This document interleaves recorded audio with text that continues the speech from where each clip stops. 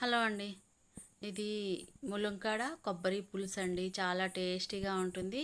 హెల్త్‌కి కూడా చాలా మంచిది. అందువల్ల ఇది ఎలా చేసుకుందామో చూద్దామండి.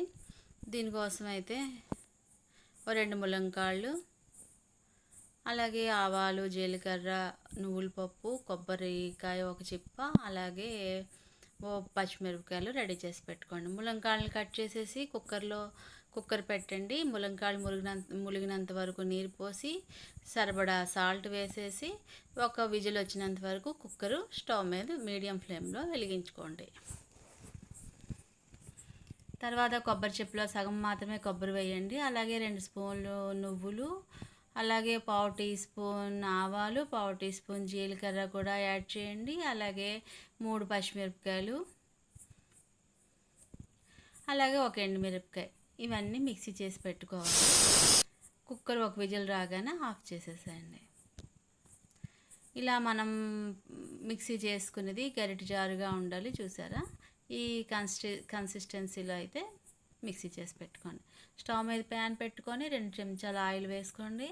అలాగే ఇందులో ఒక టీ స్పూన్ మినపప్పు, హాఫ్ టీ స్పూన్ జీలకర్ర యాడ్ చేయండి.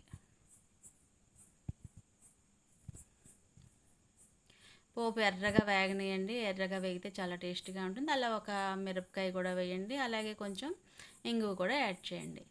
చూసారా, ములంకాయలు అయితే ఉడికిపోయాయి. మనం ఈ పోపు ఎర్రగా వేగాక అందులో ఈ ములంకాయలు తీసేసి ఒక్కసారి ఒక కదుపు వేయించండి. వేగాక మనం ములంకాయలు పెట్టుకున్న నీళ్ళు ఉన్నాయి కదా, అవి కూడా ఇందులో వేసేసేయండి.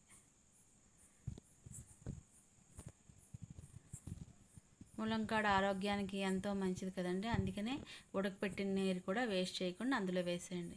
చూడండి, ములంకాడ మాత్రం పూర్తిగా ఉడికిపోకూడదు. చూసారా, కరెక్ట్గా ఎంత ఉడకాలో అంత ఉడికింది. ఒకసారి చెక్ చేసుకోండి. ములంకాడ ఉడికిపోయింది కదా. ఇందులో మనం పేస్ట్ చేసి పెట్టుకున్న కొబ్బరి, నువ్వులు, ఆవాలు, జీలకర్ర, మిరపకాయల పేస్ట్ ఉంది కదా, ఆ పేస్ట్ని ఇందులో వేసేసేయండి.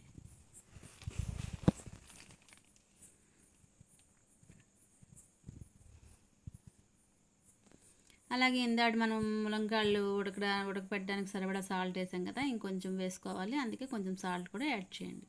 అలాగే ఓ టేబుల్ స్పూన్ వరిపిండి తీసుకొని అందులో కొంచెం నీళ్ళు వేసేసి ఈ ఉడుకుతున్న కూరలో వేసేసేయండి. అంతేనండి, ఈ కూర దగ్గర పడిపోతుంది. చూసారా, ఎంతో ఈజీగా 10 మినిట్స్లో రెడీ అయిపోయాయి. ములంకాడ కొబ్బరి పులుసు చాలా టేస్టీగా ఉంటుందండి. మీకు చింతపండు పులుసు లేకపోతే పుల్లగా ఎలా బాగుండదేమో అనుకోకండి. ఈ టేస్ట్ డిఫరెంట్గా ఉంటుంది. ఒకసారి మీరు కూడా ట్రై చేయండి. నచ్చితే ఒక లైక్ చేయండి, షేర్ చేయండి, సబ్స్క్రైబ్ చేయండి. Thank you for watching. ఇలాగే మరిన్ని వీడియోలు పోస్ట్ చేస్తాను. లైక్ చేసి షేర్ చేయండి. Thank you for watching.